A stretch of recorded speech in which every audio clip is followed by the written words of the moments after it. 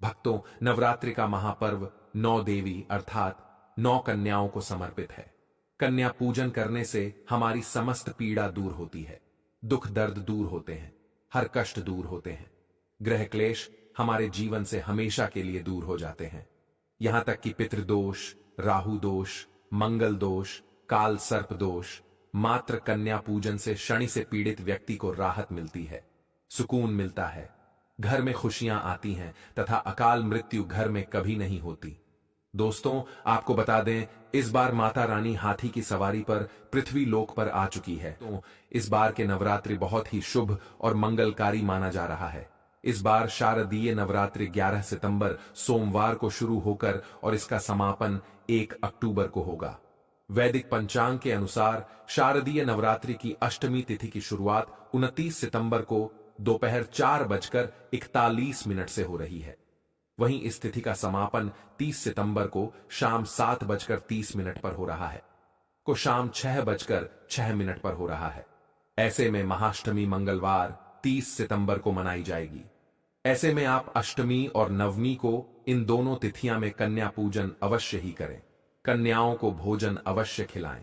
शास्त्रों में 9 दिनों के नवरात्रि को बहुत ही शुभ और मंगलकारी माना जाता है और वहीं 8 दिनों के नवरात्रि को अच्छा नहीं माना जाता है। ऐसे में 10 दिनों के नवरात्रि बहुत ही शुभ मानी गई हैं। भक्तों, शास्त्रों के अनुसार नवरात्रि के दिनों में माता रानी का पूजन करने से, कन्या पूजन करने से मां अभय वरदान प्रदान करती है।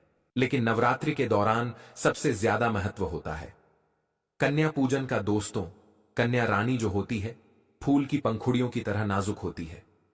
कन्या पूजन सर्वोपरि है, श्रेष्ठ है। कन्या के रूप में स्वयं जगदंबा देवी माता वैष्णव 9 देवियां अर्थात समस्त ब्रह्मांड इनके शरीर के कण कण में वास करते हैं। तो माना जाता है व्रत और उपासना से माता रानी इतना प्रसन्न नहीं होती है जितना कि कन्या पूजन से होती है। नवरात्रि में छोटी छोटी कन्याओं को माता रानी का स्वरूप माना जाता है।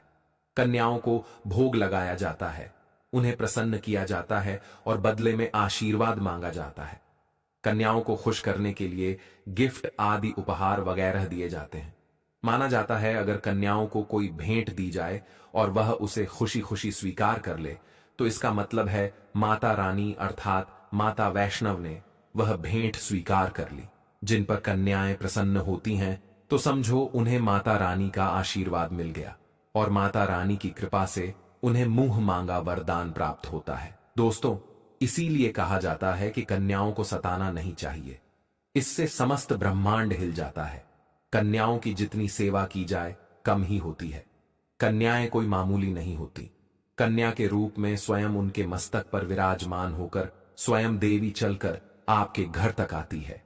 नवरात्रि में 2 साल से लेकर 10 साल तक की कन्या का पूजन होना चाहिए। अष्टमी अथवा नवमी को कन्याओं के पैर धोकर भोजन कराना, उपहार आदि देना श्रेष्ठ माना जाता है, दुर्लभ माना जाता है। ऐसा मौका कभी हाथों से नहीं जाने देना चाहिए। इस दिन जितना ज्यादा हो सके कन्याओं को हाथ पकड़कर, पैर पकड़कर अपने घर तक लेकर आए। दोस्तों, कैसे करें कन्याओं का स्वागत? कन्या जब आपके घर आए तब सभी के पैरों को दूध और पानी से उनके पैरों को धुलाना चाहिए। खासकर मर्दों को कन्याओं के पर आवश्यक धोने चाहिए। इससे मैया वैष्णव प्रसन्न होती है। दोस्तों, फिर उसके बाद कन्याओं को किसी साफ जगह पर जमीन पर कपड़ा बिछाकर बैठाना चाहिए। उनके माथे पर अक्षत फूल और कुमकुम लगाना चाहिए। फिर उसके बाद भोजन ग्रहण करवाना चाहिए। लेकिन हमेशा याद रहे, कन्याओं को थाली में 3 पूरियां कभी न रखें। इसे शुभ नहीं माना जाता है, अशुभ माना जाता है। 3 पूरियां तथा 3 रोटियां मरने वाले व्यक्ति के लिए निकाली जाती है और जेल में कैदियों के लिए दी जाती है। ऐसे में कन्याओं को उनकी थाली में 3 पूरी कभी ना दें। 1-2 करके पूरियां दे सकते हैं। इससे 3 संख्या बढ़ जाती है और दोष भी नहीं लगता।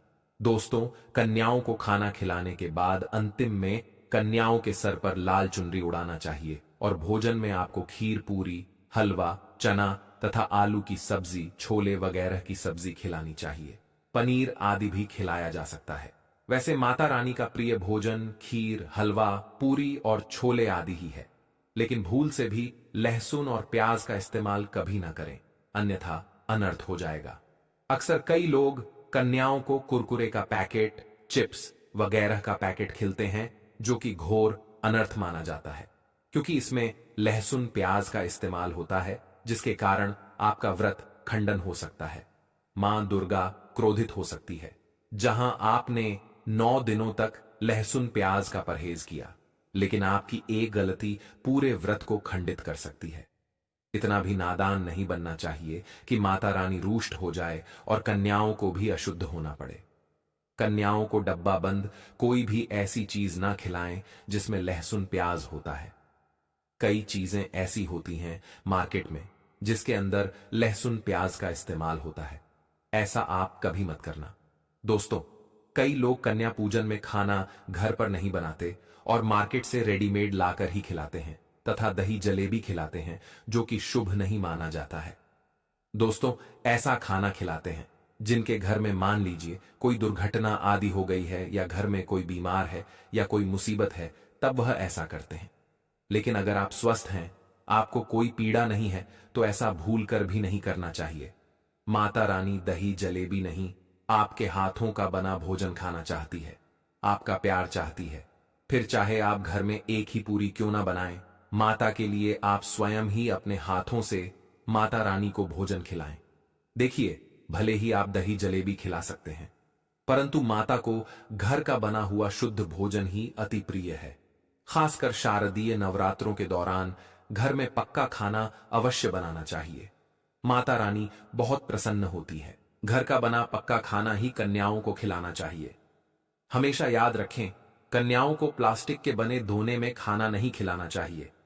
ऐसे बर्तन पूजा पाठ के लिए शुभ नहीं अशुभ होते हैं, क्योंकि प्लास्टिक के ज्यादातर बर्तन जो होते हैं जानवरों की हड्डियों द्वारा बनाए जाते हैं। इसीलिए ऐसा पाप मत करना। कन्याओं को हमेशा स्टील के बर्तन या पत्तों से बने बर्तनों में ही भोजन कराना चाहिए। बहुत ही शुभ माना गया है। अगर पेड़ के पत्ते में भोजन कराते हैं तो माता अभय वरदान प्रदान करती है। बने दोस्तों, भोजन कराने के बाद कन्याओं की थाली में एक लौंग जरूर रखना चाहिए, क्योंकि लौंग देवी शक्ति तथा दुर्गा मां को बहुत प्रिय है। लौंग माता शक्ति का प्रतीक होती है। लौंग में नव दुर्गा का वास होता है। इन 9 दिनों में माता रानी को लौंग का भोग लगाया जाता है, तो खाना खाने के बाद कन्याओं को लौंग अवश्य अर्पित करें। माता रानी को अमृत से बढ़कर लौंग प्रिय है, इसीलिए कन्याओं को थाली में चुपचाप एक लौंग जरूर रख दें।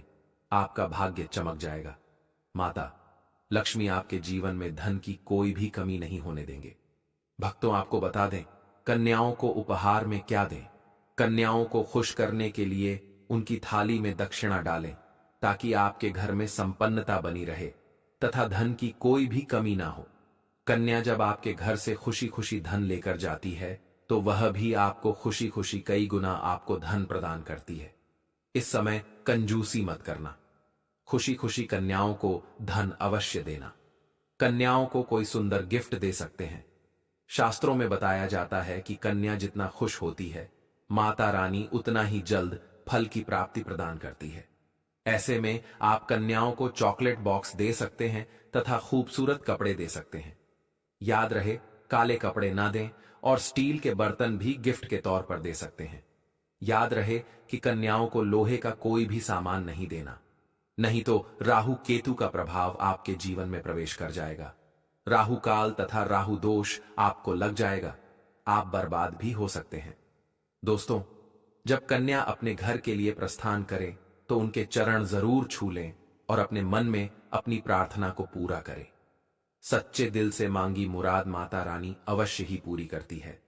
सच्चे दिल का मतलब होता है मन में कोई भी लालच ना हो, और अगर वह लालच माता को पाने के लिए बन जाए तो उसे बोलते हैं सच्ची श्रद्धा और सच्ची भक्ति।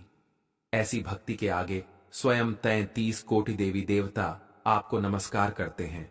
नवरात्रि में अगरबत्ती आप जलाते हैं, या फिर आप गोबर के कंडे जलाते हैं, या फिर आप माता रानी के लिए जो भी चीजों को जलाते हैं, तो भक्तों, भस्म का क्या करना चाहिए? जलाने के बाद जो अंतिम चीज होती है वहां चीज भस्म होती है। भस्म का क्या करना चाहिए? तो भक्तों, हम आपको बता देते हैं कि इस भस्म को पूरे साल के लिए, 1 साल के लिए इस प्रकार की भस्म को बटोर करके रखना चाहिए। जो अगरबत्ती की भस्म है या फिर कहा जाए गोबर के कंडे की भस्म रखी है, क्योंकि माता रानी को हम जो कच्ची धूप जलाते हैं उसकी भस्म भी काफी सारी हो जाती है। क्या इसे मैं नदी में बहा देना चाहिए? अगर ज्यादा है तो नदी में बहा दीजिए। बाकी कम से कम आपको 1 साल के लिए आपको यह भस्म अपने पास में जरूर रखनी चाहिए।